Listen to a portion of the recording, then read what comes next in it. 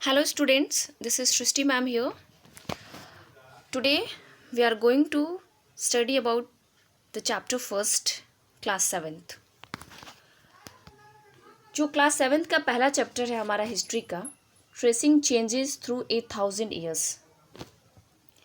इस चैप्टर को पढ़ने के पहले जो क्लास 6 में हम लोगों ने पढ़ा था उस पर नज़र डालेंगे कि आखिर 6 में हम लोगों ने कहाँ से कहाँ तक पढ़ा, किन किन चीज़ों को पढ़ा है।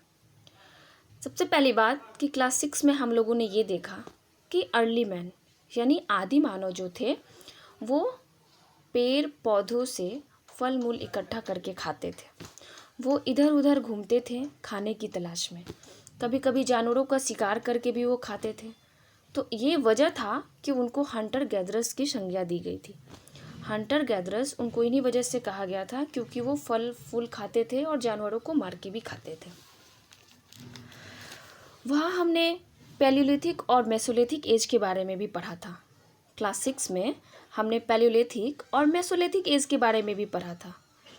बाद में हमने देखा इसके ठीक बाद कि जो आदि मानव थे यानी हमारे जो अर्ली मैन थे उन्होंने एग्रीकल्चर करना शुरू कर दिया।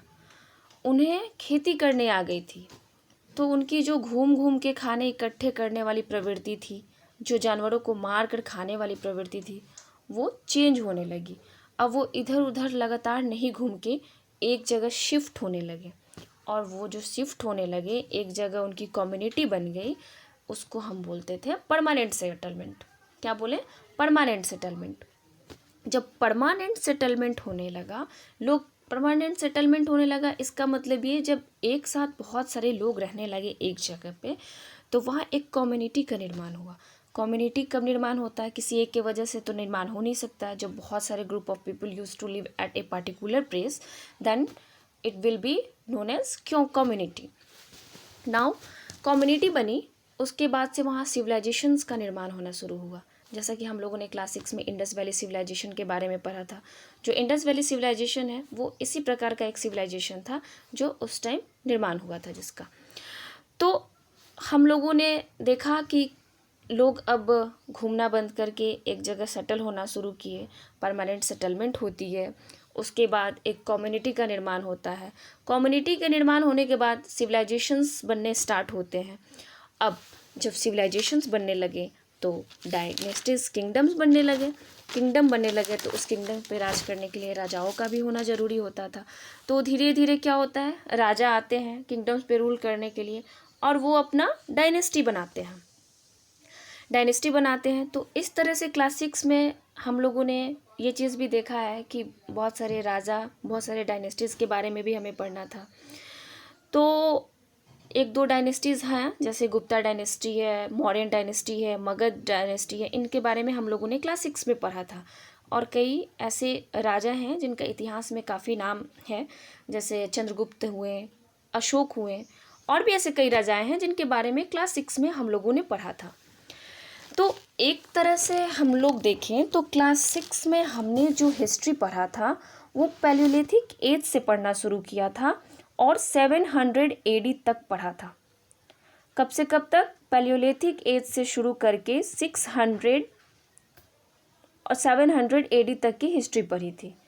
नाउ अब हम क्लास 7 में जो पढ़ेंगे हिस्ट्री, वो 700 AD से लेके 1700 AD के बीच की होगी। 1700 और 700 की जो बीच के समय है वो 1000 ईयर्स का है। इसका मतलब है कि हम 100 सालों का इतिहास पढ़ने वाले हैं यहाँ पे। तो बेसिकली जो चैप्टर हमारा फर्स्ट है क्लास 7 का, जिसका हम आज बात करेंगे, तो वो इंट्रोडक्शन का चैप्टर है। सबसे पहले इस चैप्टर में हमें ये देखना है या फिर ये देखने को मिलेगा कि तब क्या सिचुएशन थी और धीरे धीरे लोगों में क्या चेंजेस आए थे। तो सबसे पहले अगर हम मैप की बात करते हैं तो मैप तब भी बनते थे, मैप आज भी बनते हैं। तो प्रक्रिया मैप बनाने की तब से रही है, परंतु क्या है, मैप बनाने के तरीके बदल गए हैं। आज हम पूरे विश्व का, अपने घर का, देश का, हर जगह का मैप बना सकते हैं, परंतु उस समय क्या होता था कि जो लोग जहाँ रहते थे, जहाँ वो खास जगह से बिलोंग करते थे, उसी जगह का मैप बनाते थे। क्योंकि उन्हें पता नहीं था कि दुनिया कितनी बड़ी है, कहाँ कौन सी चीज़ें हैं। वो जहाँ रहते थे उसी को अपनी दुनिया समझते थे, और वो मैप इसलिए बनाते थे ताकि लोग आसानी से समझ पाएँ कि वो कहाँ रहते हैं, किस सिचुएशन में रहते हैं, वहाँ से कौन सी नदियाँ निकलती हैं, वहाँ कौन सी सभ्यता रही होगी, जानने में आसानी होती है इसलिए। तो इस तरह से हम लोग अब चैप्टर स्टार्ट करेंगे 7th का फर्स्ट चैप्टर। तो मैप देखते हैं हम कि take a look at map 1 and 2। दो मैप दिया गया है यहाँ, मैप 1 एंड 2। तो मैप 1 जो है वो 1154 सी में बना था। किसके थ्रू? अरब जोग्राफर अल इदरीसी के द्वारा। अरब जोग्राफर अल इदरीसी के द्वारा। The section reproduced here is a detail of the Indian subcontinent from his larger map of the world. उन्होंने एक बड़ा सा वर्ल्ड मैप में भारत सब कॉन्टिनेंट को दर्शाया है। अगर हम मैप 2 की बात करते हैं तो वो 720 में बनता है फ्रेंच कार्टोग्राफर के द्वारा। 720 में फ्रेंच कार्टोग्राफर के द्वारा बनता है। The two map are quite different even through they are of the same area. दोनों मैप में एक सबसे बड़ा डिफरेंस ये है कि दोनों मैप सेम ही एरिया का है, परंतु उन दोनों मैप में बहुत सारे डिफरेंसेस हैं। इन अल इदरीसी मैप, अगर हम अल इदरीसी मैप की बात करते हैं तो साउथ इंडिया जो है वो वहाँ दिखाया गया है जो कि नॉर्थ इंडिया में होना चाहिए था। साउथ इंडिया को वहाँ शो किया गया है जहाँ उसको नॉर्थ इंडिया में होना चाहिए था। और श्रीलंका जो है वो ऐसा आइलैंड है जो भारत के ऊपर है, जबकि उसकी स्थिति कुछ और है। और जो भी प्लेसेस हैं, नाम जो बताया गया है उसको अरबिक लैंग्वेज में बताया गया है। नाउ अब हम लोग नेक्स्ट पेज की तरफ बढ़ते हैं।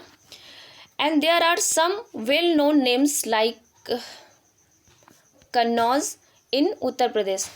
ये कॉमन नेम है कन्नौज, जो कि हमारे उत्तर प्रदेश में है। Spelled in the map as Kannauj. वहाँ जो मैप है तो मैप में इसे लिखा गया कि अरबिक भाषा का प्रयोग किया गया है, तो इसलिए कन्नौज का नाम वहाँ बदल के ये रखा गया था। सेकेंड चीज़, मैप 2 जो है वो made nearly 600 year after map 1। जो मैप 2 बनता है वो लगभग मैप 1 के बनने के 600 साल बाद बनता है। तो क्या होता है ना कि बहुत सारे चेंजेस 600 साल में हम लोग बहुत सारी नई चीज़ें सीख जाते हैं। तो पहले वाले मैप से हम इंस्पायर होकर थोड़ा सा इस मैप को और भी ब्रॉडली बनाते हैं।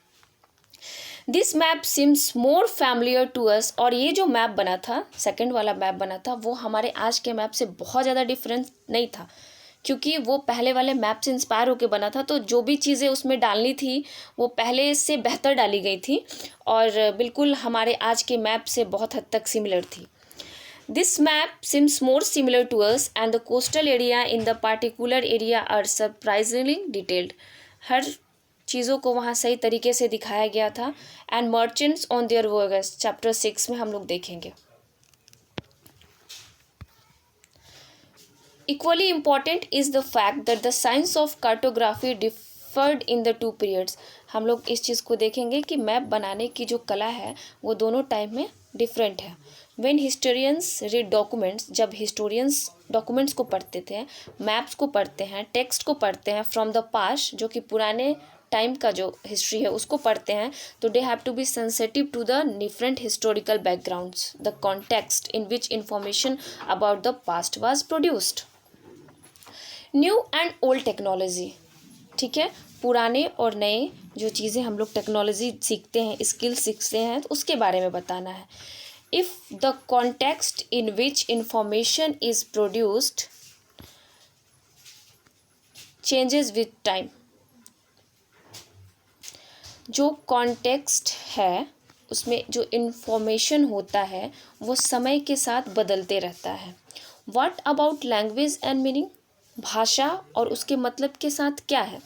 तो historical records exist in A variety of languages. तो हमारा जो इतिहास है ऐसा नहीं है कि जो लैंग्वेज सिर्फ हम समझते हैं उसी लैंग्वेजेस में है, बहुत सारे ऐसे लैंग्वेज में भी है जिसके बारे में हम नहीं जानते हैं और उससे रिलेटेड चीज़ें हमारे पास उपलब्ध हैं। Which have change considerably over the years, लेकिन ज़रूरत के हिसाब से उसको कन्वर्ट करके अदर लैंग्वेजेस में इस तरह से सूटेबल बनाया गया है ताकि हम इजीली उसको अंडरस्टैंड कर पाएँ। मेडिवल पर्शियन, ठीक है, मेडिवल पर्शियन ये क्या है? Persian it was a language that was in use that period. For example, is different from modern Persian. उस टाइम का जो पर्शियन था आज के पर्शियन से बहुत डिफरेंट है. उसमें धीरे धीरे चेंजेस किए जाते हैं, उसको और भी इजी बनाया जाता है time to time. The difference is not just with regard to grammar and vocabulary. तो बेसिक जो डिफरेंस है आज का जो पर्शियन है और पहले के पर्शियन की अगर हम बात करते हैं तो दोनों की अगर तुलना करेंगे तो ऐसा नहीं है कि सिर्फ ग्रामर और वोकेबुलरी के आधार पे उनमें डिफरेंसेस है. नहीं, the meaning of the words also change over time. जो शब्द होते हैं, जो शब्द के मीनिंग होते हैं, उसका भी चेंजेस हुआ है. जैसे हो सकता है कि कोई खास वर्ड है, उसका उस टाइम में मीनिंग कुछ और होता होगा, लेकिन आज के पर्शियन वर्ड का जो हम उसी वर्ड का इस्तेमाल करते हैं उसका मतलब कुछ और हो सकता है.